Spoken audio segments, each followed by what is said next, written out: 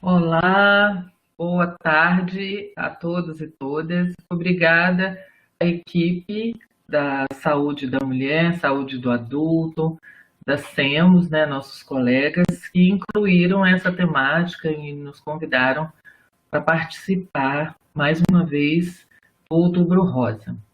É uma satisfação enorme a gente estar com Telesaúde, que é um espaço muito importante no nosso estado do Espírito Santo, e agradecer a todas as pessoas da sala que estão aqui, alguns amigos queridos, né, que estão conosco hoje. Falar de práticas integrativas e complementares, né, eu sou médica da área de PICs, né, das práticas integrativas da Prefeitura de Vitória. Então, a gente transita, né, nessas áreas da saúde do adulto, saúde da criança, saúde da mulher, saúde do homem, do adolescente, né? E as práticas integrativas, elas podem participar, né, do cuidado integral à saúde de todos os ciclos de vida, né? Nós temos muitas práticas integrativas, né, e complementares, inclusive com portaria do Ministério da Saúde. Mas o campo das práticas integrativas é um campo complexo, né, de sistemas médicos complexos, e esses sistemas médicos, nós temos também os recursos terapêuticos que são diversos, que são chamados pela Organização Mundial da Saúde de medicina tradicional e complementar, ou medicina tradicional e alternativa. Vocês vão encontrar com outros nomes, outras denominações. Esses sistemas, segundo a Política Nacional de Práticas Integrativas e Complementares, esses sistemas médicos complexos e esses recursos, a principal abordagem, né, que nós devemos pensar ao, né, estudarmos essas práticas é que elas buscam estimular os mecanismos naturais do organismo de prevenção das doenças e dos agravos e de recuperação da saúde. Então, são tecnologias leves, mas são eficazes e seguras, segundo muitos estudos científicos que nós já encontramos, de pesquisadores que vêm aí mostrando as evidências de algumas dessas práticas. A ênfase que se dá, e ela é oportuna no SUS, é porque é aquela escuta acolhedora, né, onde nós buscamos, né, desenvolver um vínculo terapêutico com a pessoa tratada e promovendo sempre uma integração do ser humano com o ambiente e com a sociedade. Então, as práticas, elas visam, além de só uma utilidade específica, né, mas é um universo de, vamos dizer assim, de técnicas e práticas que muitas vezes podem estar complementares, outras vezes integrativas, mas sempre buscando o bem-estar. O marco legal das práticas é a Portaria 971 de maio de 2006. Né? Essa portaria aprova as práticas no SUS. A acupuntura, a homeopatia, a fitoterapia, as plantas medicinais, termalismo social e crenoterapia foram as primeiras, né? E nós não podemos esquecer que a Organização Mundial da Saúde, né, no último documento de estratégias da OMS, que vocês podem acessar no site da OMS, de 2014 a 2023, dentro, né, de todas as estratégias para a medicina tradicional, eu trago essa, que orienta e incentiva a regulamentação e a utilização dessas práticas como tratamento complementar nos sistemas de saúde, principalmente as práticas tradicionais, né, que são aquelas utilizadas há milênios, né, pelos povos de todos os continentes. E as PIC, gente, elas promovem a saúde. Então, assim, né, como que elas promovem a saúde da mulher, né? Primeiro que a gente pode acompanhar com as práticas o ciclo da mulher, né? À medida em que ela se torna mulher até o fim da vida na fase e de terceira idade, né, nós podemos aplicar essas práticas. Elas têm uma ação muito preventiva, né, de promover a saúde, adequar o cuidado, oferecer um cuidado vamos dizer assim, com qualidade, né, e a gente tem a oportunidade, no SUS principalmente, de fazer o acompanhamento dessas pessoas. Aí que no SUS é que nós podemos fazer estudos de evidência, né, de eficácia, de segurança dessas práticas. As usuárias também, elas vão acessar o serviço próximo da sua família, próximo de casa, o que, né, articula não só a saúde da mulher, mas a saúde de toda a sua família, dos filhos, e os membros da família, né? E as mulheres, né, atendidas no SUS, elas, quando essas práticas, inclusive, estão na atenção primária em saúde, ali onde nós vamos realmente desenvolver mais efetivamente, né, a promoção da saúde, essas práticas elas estão articuladas também no território com os outros serviços da área da educação, né, da assistência social, como a gente vai mostrar. Então, lembrando que nós temos uma portaria que aumenta o rol das práticas de 2017, a portaria 849 do Ministério da Saúde, e em março de 2018, mais práticas foram introduzidas. Então, a gente tem aí, né, de 2017 para cá, a inclusão da biodança, da dança circular, da meditação, da musicoterapia, reflexoterapia, naturopatia, osteopatia, reiki, Shantala, terapia comunitária integrativa e yoga, né? Então, em 2018 foram incluídas novas terapias, que nós aqui depois vamos falar que algumas ainda não estão inseridas no SUS aqui no Espírito Santo, em Vitória, porque a nossa política, né, que nós construímos no município, nós fomos discutindo aos poucos, ela é do ano de 2016. As PICs e a promoção da saúde, então as PICs, elas podem contribuir no cuidado, no autocuidado, principalmente no autocuidado. É importante, quando a gente fala de promoção da saúde, a pessoa ter um pouco de autonomia, né? A gente deixa de fazer o cuidado, quando você trabalha com as PICs, há uma participação do indivíduo que recebe aquela prática, né? Que participa da prática. Então, isso é interessante. Por quê? Porque vai melhorar a qualidade de vida, vai melhorar os sintomas que a pessoa tem, tanto os físicos quanto os mentais, e nós elencamos assim, um grupo, né, de sintomas e de doenças onde as práticas elas são muito interessantes, né? Então, no caso, por exemplo, da mulher, né, nós temos aí, né, a TPM, o climatério, a menopausa, as questões de ansiedade, depressão, que permeiam também esse período da mulher, né, tanto os distúrbios dolorosos, os distúrbios psicossomáticos, enxaqueca, gastrite, né, todas essas questões, as práticas integrativas nesse equilíbrio mente-corpo, né, que é a proposta principal, e dentro dos princípios de cada uma delas, né?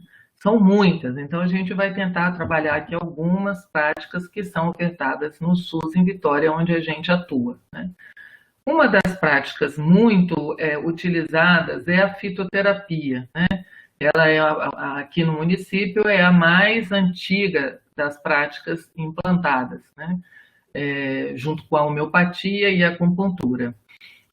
A fitoterapia, a gente tem, né, várias políticas, né, envolvendo a farmácia viva, programa de plantas medicinais, né, nós temos várias resoluções, recomendações do Ministério da Saúde, da Anvisa, que, né, vem aí fortalecendo a fitoterapia.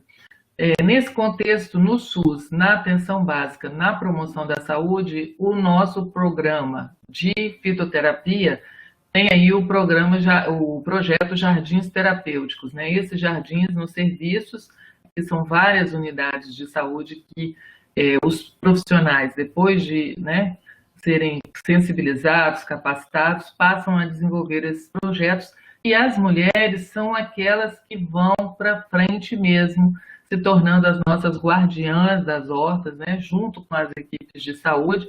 A maioria são mulheres, dentro dos programas de saúde mental, de saúde da mulher, né, e outros programas também, né, não só relacionados à saúde da mulher, mas à saúde do escolar, enfim, dos homens também, né, e essas hortas, elas, jardins e hortas, elas vão atuar já como uma hortaterapia, já fazendo um trabalho de terapia ocupacional, de mexer com a terra. Isso facilita muito, né, os processos de ansiedade, dá um estado de bem-estar, tira pessoas, às vezes, de quadros, início de depressão, resgata o saber tradicional, empodera essas mulheres na comunidade, né? Muitas passam a produzir xaropes, produzir produtos naturais, né? A partir desse envolvimento nesses trabalhos, né?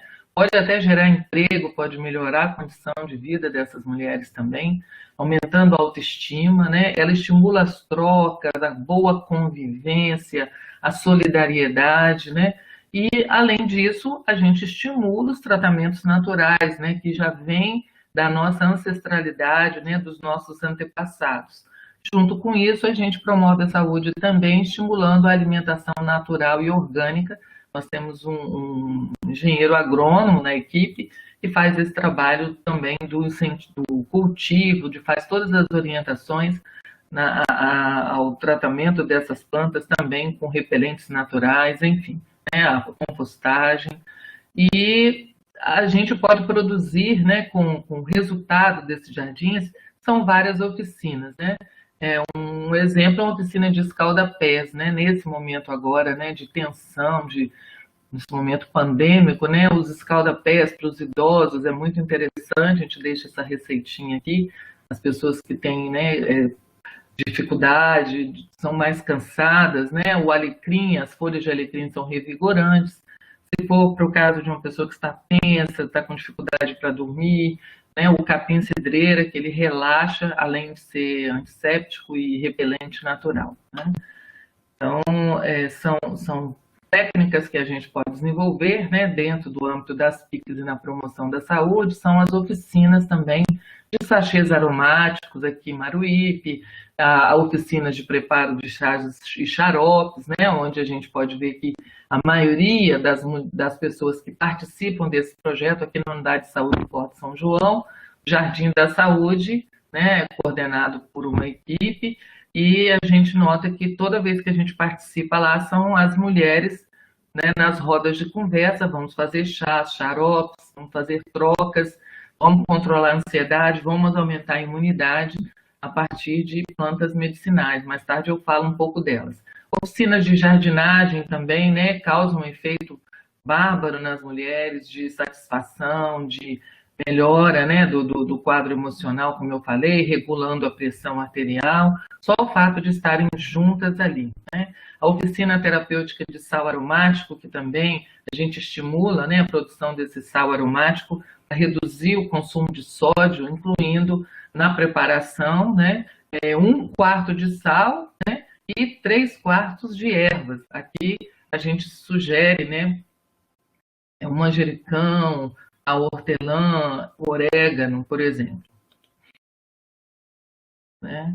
E as PICs no SUS, elas envolvem um grupo muito grande, como a gente pode ver nas fotos, né, dos projetos, dos fóruns, são as mulheres participando. Então, 80% do trabalho, né, com as práticas integrativas na promoção da saúde, temos a participação do sexo feminino. São as mulheres que buscam o equilíbrio da família, elas que vão em busca, né, da saúde delas e da família. Elas agem como cuidadoras também, né, do conjunto da família, né, dos filhos, e tudo isso a gente percebe nas trocas, nas rodas de conversa. Em Vitória, nossa política de PICs, nós definimos algumas práticas que podem ser ofertadas né, principalmente nos serviços de saúde, na atenção primária ou na atenção secundária também. Né? A acupuntura, a auriculoterapia, que vem da medicina chinesa, a fitoterapia, aromaterapia, alimentação orgânica e natural, a terapia comunitária integrativa, a homeopatia, as práticas corpo e mente, que são várias, né? Do Yin, Liang Kun, Qigong, Tai Chi Chuan, Shiatsu, Yoga, a dança circular, biodança e meditação.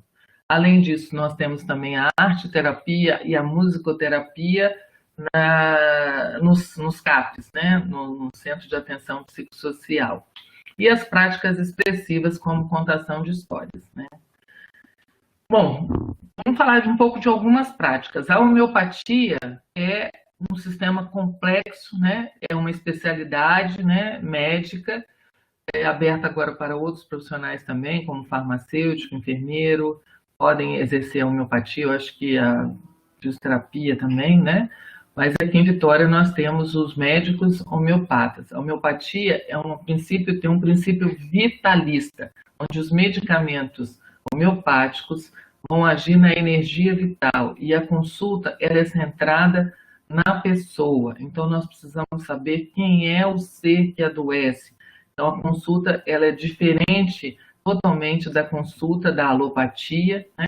E se procura fazer um diagnóstico, então, do estado de vitalidade desse indivíduo, e a partir daquele estado de vitalidade é que se escolhem os medicamentos, né? No SUS, em Vitória, a gente tem os médicos homeopatas os pacientes são atendidos no centro de especialidade, e as principais patologias, olha, elas têm o CID-F, que tem a ver com o sistema nervoso, então aqui entra muito a ansiedade, né, os transtornos ansiosos, e J, né, que aqui são os transtornos respiratórios, né, rinite, sinusite, né, questão da imunidade. Nós temos um convênio com uma farmácia onde os pacientes recebem gratuitamente o medicamento. A acupuntura, que é uma tecnologia de uma intervenção que também vê o indivíduo por inteiro, também observa-se, né, a energia desse indivíduo, e o diagnóstico também é todo específico, né, da medicina tradicional chinesa, onde você não vê o indivíduo com uma doença isolada, está tudo integrado, né? E para isso você precisa também fazer um curso de especialização para aplicar a acupuntura, para atuar como acupunturista, né?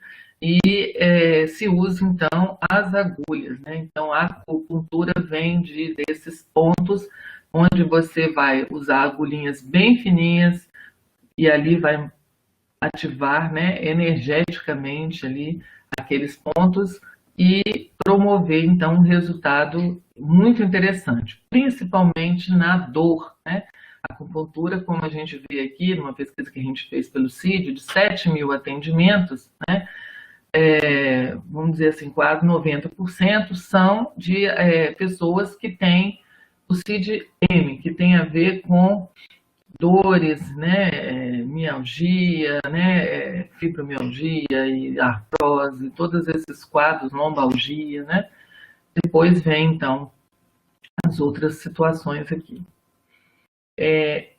Acupuntura, nós temos no centro de especialidade também, né? Os pacientes têm que ser encaminhados via atenção básica para, então, se consultar, começar o tratamento com os médicos acupunturistas.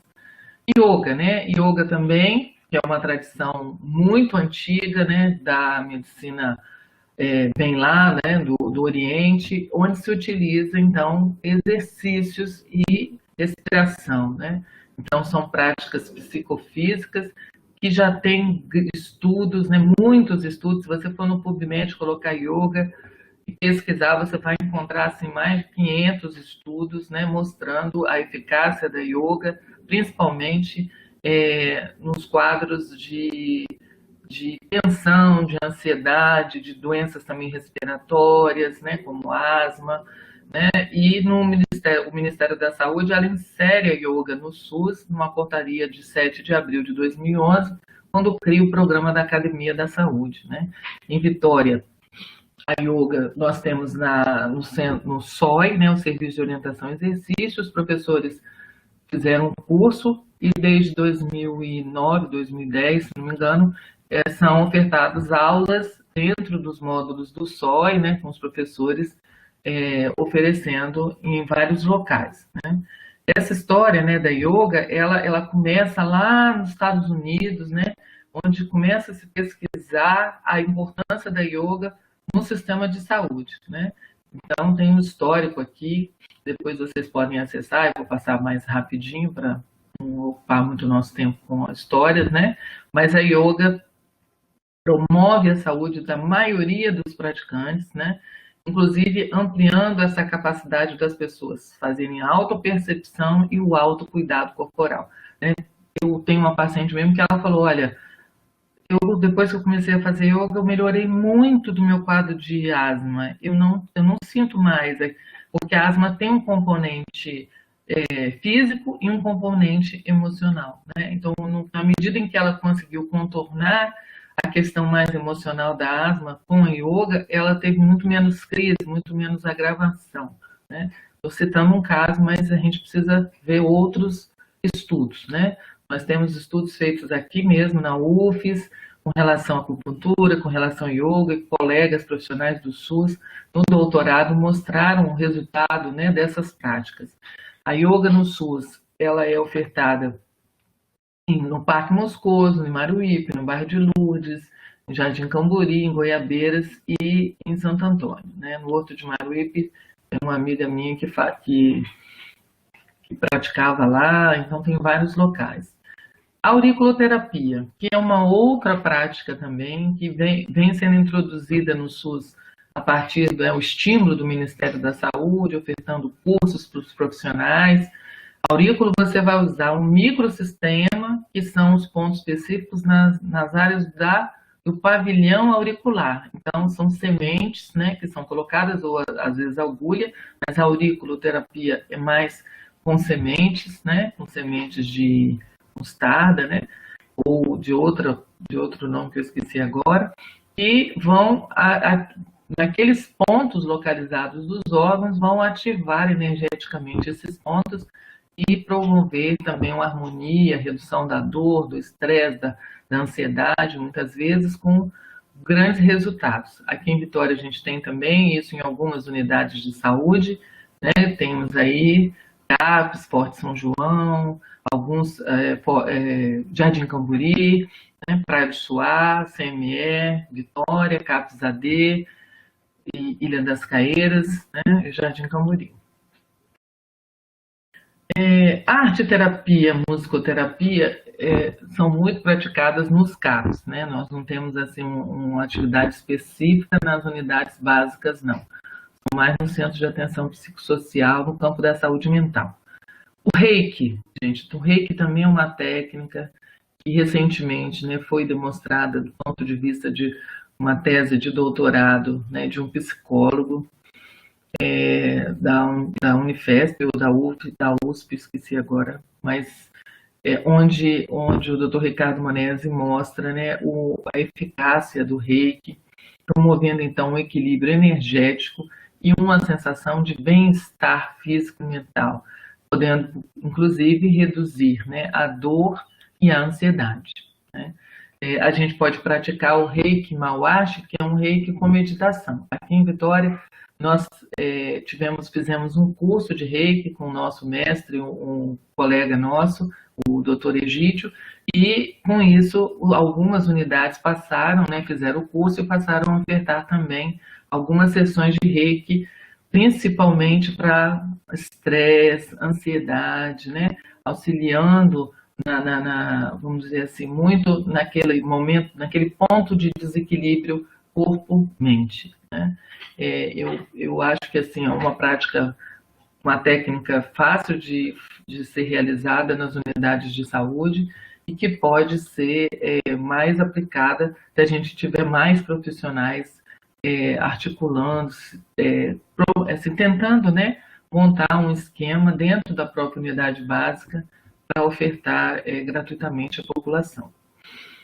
E a gente queria deixar assim, né, um lembrete de que nós que defendemos essas práticas integrativas, não somos nós os idealizadores dessas ideias, né?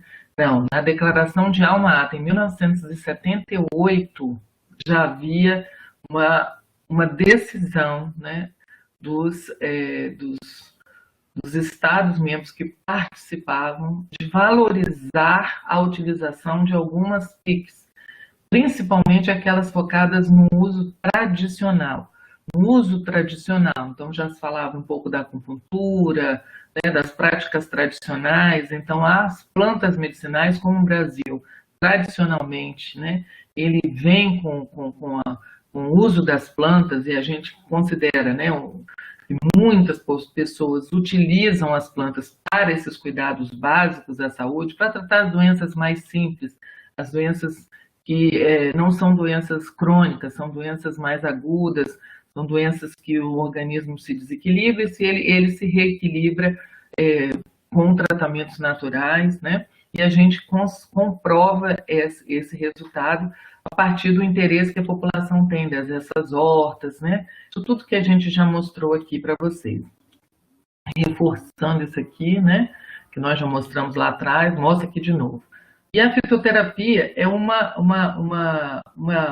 coisa muito prática de você trabalhar com a promoção da saúde das mulheres. Primeiro que a maioria das mulheres já conhecem e já tratam, se tratam e tratam as suas famílias com as plantas medicinais. Quem duvida disso, basta fazer uma reunião e falar, nós vamos falar de plantas medicinais hoje. Tragam um galho de plantas aí, cada um traz aí uma plantinha que você tem na sua casa mesmo e tal, vamos bater um papo aqui. Vocês verão que todo mundo vai chegar com uma planta com a maior satisfação, sorrisão e vai falar de mais um monte de plantas. E ali, naquele momento, você pode falar de outras questões que você queira falar. Então, o assunto, o tema fitoterapia, ele é transversal a tantos outros temas. Você pode falar de prevenção de câncer, de como fazer a automassagem e falar de planta medicinal. Você pode colocar outra prática integrativa, você pode falar de prevenção de doenças, né, com as plantas medicinais, você pode falar de prevenção arterial, de diabetes, de outras ações, de outros programas, de tabagismo, enfim, e colocando a planta ali, que vai ser muito interessante, que as pessoas têm muita vontade de conversar sobre isso, principalmente mulheres, gente. Façam isso, experimentem, construam esses projetos e depois a gente conversa mais, né? No SUS, a gente pode oferecer a planta medicinal, o fitoterápico manipulado ou fitoterápico industrializado, né? Existem várias maneiras de você ofertar as plantas medicinais. A gente tem que ter alguns cuidados que a gente põe aqui, né? Evitar usar plantas, indicar plantas para gestantes, para lactantes e crianças abaixo de 12 anos, né? E no caso das tinturas também, não usar em pessoas que estão gestantes, que estão lactantes, né? Pessoas que já têm o hábito de usar muitos outros remédios, aquela pessoa polifarmácia, não é bom usar a tintura, nem diabéticos, né?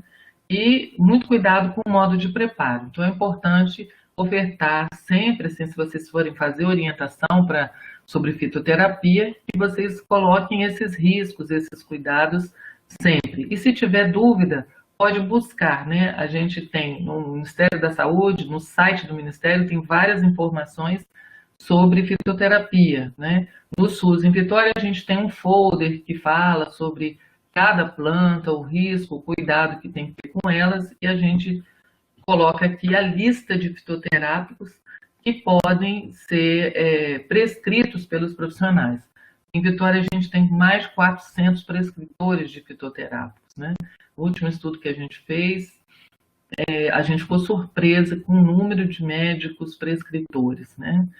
A principal, 80% são os médicos que prescrevem fitoterápicos. E entre eles nós temos a castanha da Índia, né, a alcachofra, ginkgo biloba, isoflavona de soja, garra do diabo, hipérico, guaco, espinheira santa e cáscara sagrada. Esses fitoterápicos são prescritos pelos prescritores, mas existem algumas plantas medicinais que são indicadas para a promoção da saúde, né? Que a gente queria lembrar aqui, né? Que a mulher, com todas as questões que ela tem, Deus colocou aí no universo, na natureza, algumas plantas que têm grandes finalidades, né? Principalmente para as mulheres nesse momento de tensão, de TPM, desse quadro de pandemia, onde as pessoas estão muito mais, né, ansiosas, com o intestino irritável, com gastrite, com enxaqueca, está tudo piorado, né, nesses quadros psicossomáticos, e elas podem lançar mão de alguns fitoterápicos próximos delas, né. Um deles é a camomila, Matricária camomila, né, e tem estudos, né, mostrando a atividade da camomila como sedativo, como ansiolítico leve, né. O que a gente respalda aqui que tem que ser a camomila de flor branca. Deixa eu ver se tem a foto dela aqui. Ó. Essa aqui, ó, de flor branca, né? E essas inflorescênciazinhas menores, esses capítulos florais amarelinhas, né? E aqui as pétalas brancas, tá? Certo? A camomila, ela é interessante nas cólicas, né? Então, nas cólicas menstruais é interessantíssimo a ação da camomila também, na pele, né? Na pele, na saúde da pele da mulher, compressas com as flores da camomila, né? Infuso das flores, pode aliviar a acne, processos inflamatórios da pele, né? Ela tem uma ação anti-inflamatória interessantíssima, né? Na acne, naquela dermatite, né? Na rosácea, pode ser feito as compressas.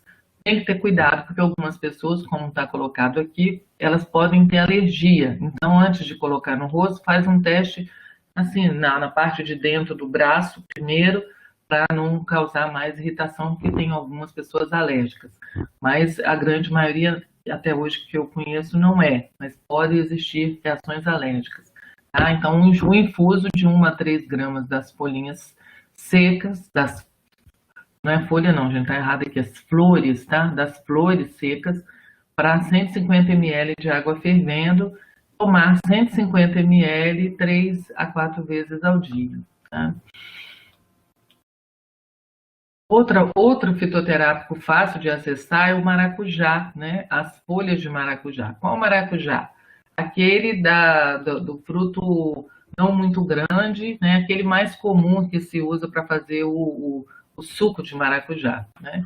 Esses maracujá, ele tem uma ação ansiolítica, sedativa também, muito interessante nas mulheres, principalmente na fase que elas têm dificuldade para dormir, um pouco de insônia, no climatério, né, no TPM, e o que se deve ter cuidado é se a pessoa está tomando um outro depressor do sistema nervoso central. Então, é mais interessante se recomendar para as pessoas que não tomam outra medicação, elas são virgens de tratamentos quanto a aspectos de sedativos, tá?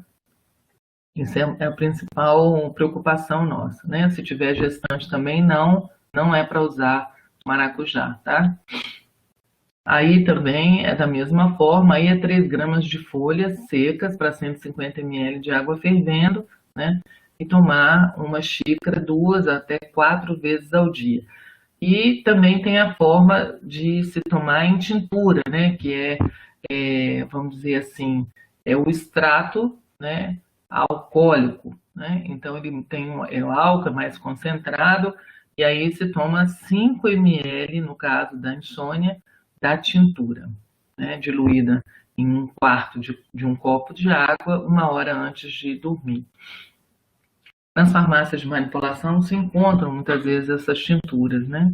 Outra planta calmante é a melissa, né? A melissa é um sedativo também muito interessante, né? Um calmante leve e que pode ser utilizada até por, vamos dizer assim, pessoas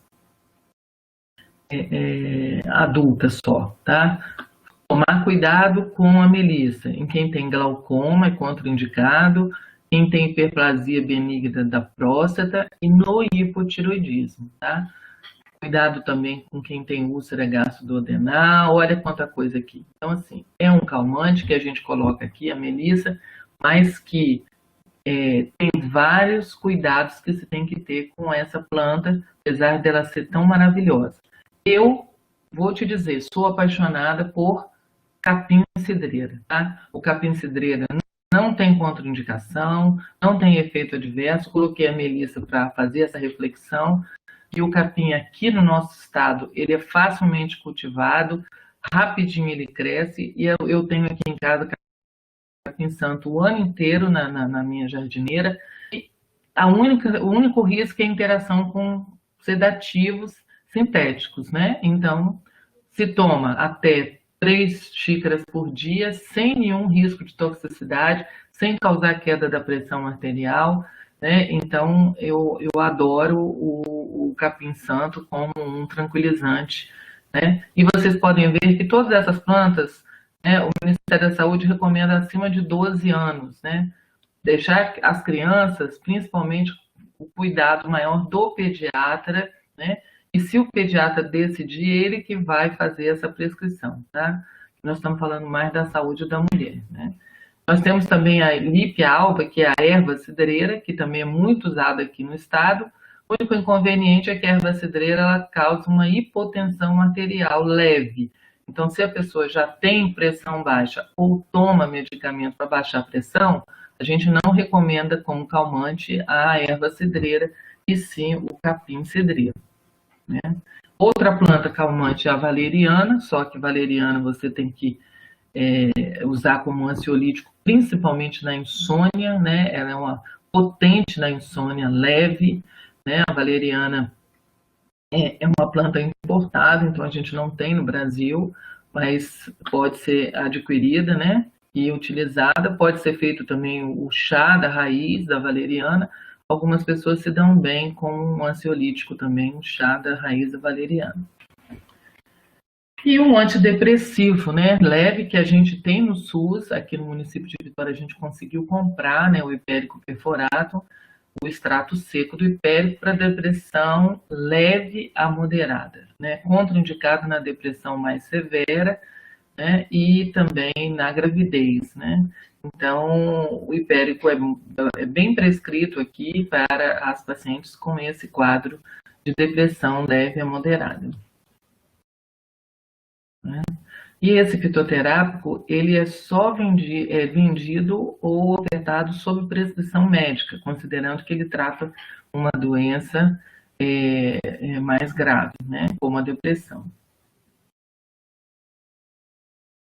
E aí a gente chega no climatério, né, que nós, aqui no SUS também, no município de Vitória, a gente padronizou um fitoterápico, né, para esses casos, né, da menopausa e do climatério, né. É uma planta indicada pelo Ministério da Saúde, né, que, assim, nós temos poucas substâncias naturais que podem tratar, né, esses sintomas do climatério, né. Na fitoterapia, a gente tem, então, a recomendação de usar as isoflavonas, né. A soja, né, as isoflavonas de soja são as isoflavonas mais estudadas, né, desde do século passado, né, que já vem sendo estudada e utilizada, né, a partir, né, de comparações da estrutura química, né. Então, a estrutura química na soja, né, na soja se encontra a daidzeína, né, e a genisteína. Então, nesses grãozinhos aqui se encontra essas estruturas químicas são semelhantes à estrutura do estradiol. Então, eles perceberam que mulheres que faziam uso de soja na alimentação, elas tinham menos sintomas fogachos, menos queixas no período do climatério do que as mulheres que consumiam uma alimentação sem soja.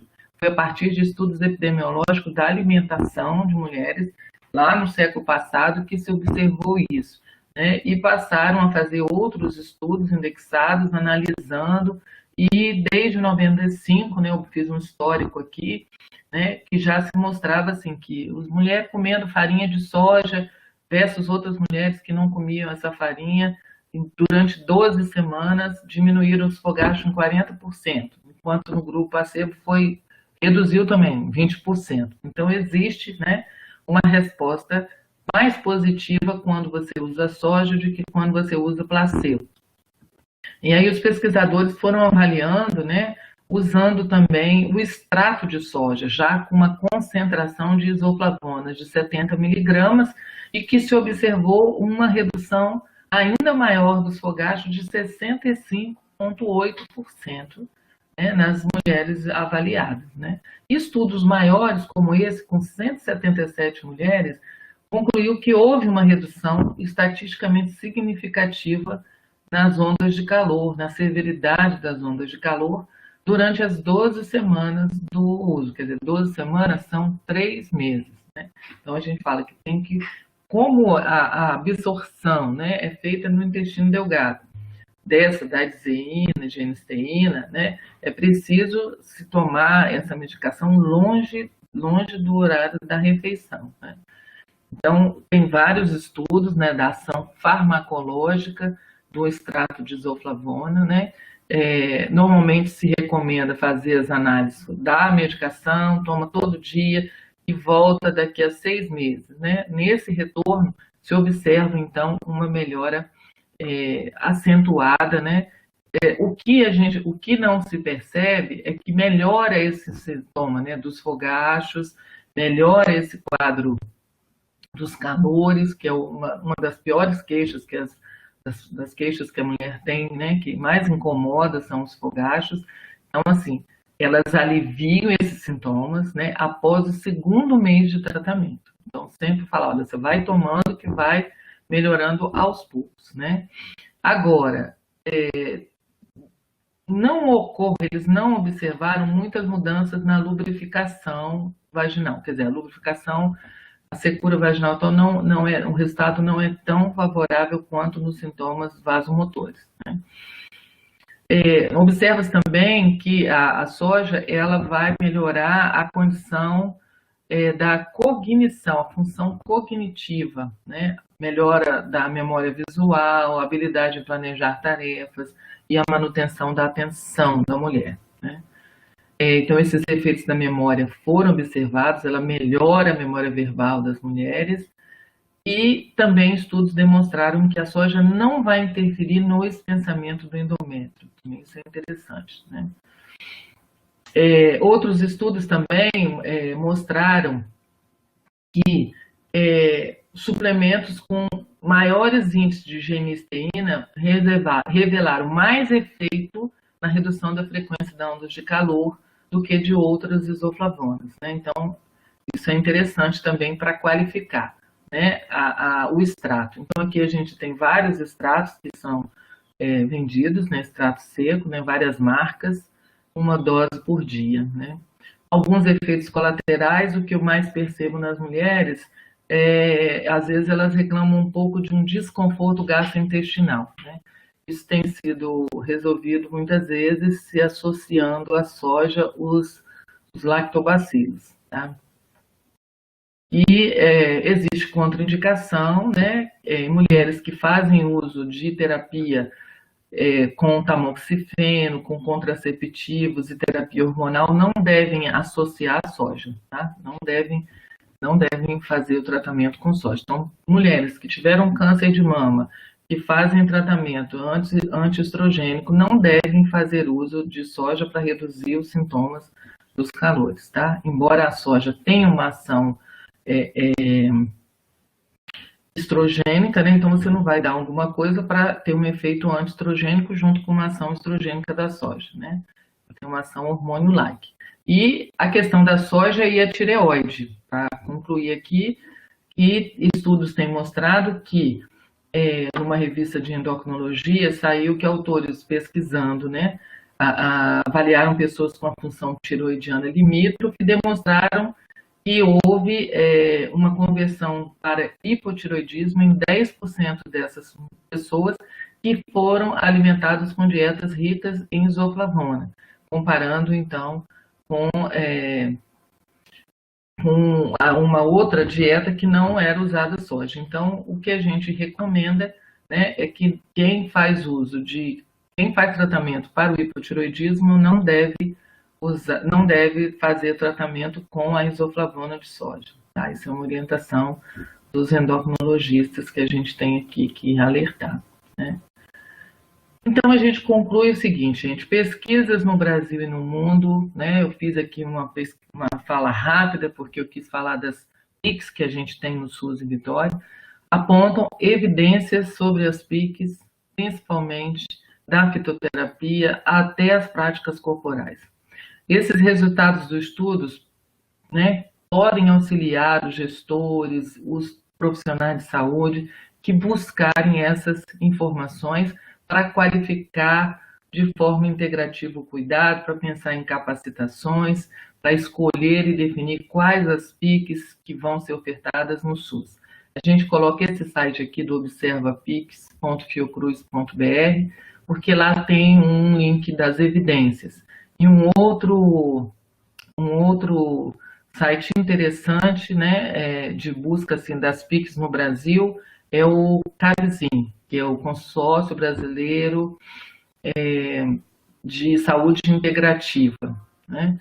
E também, se vocês buscarem, né, estudar, pesquisar no PubMed, e ali dentro do PubMed buscar todas aquelas referências que tem ali no campo da saúde, vocês vão encontrar. Da acupuntura, eu achei mais de 2.000 estudos, né?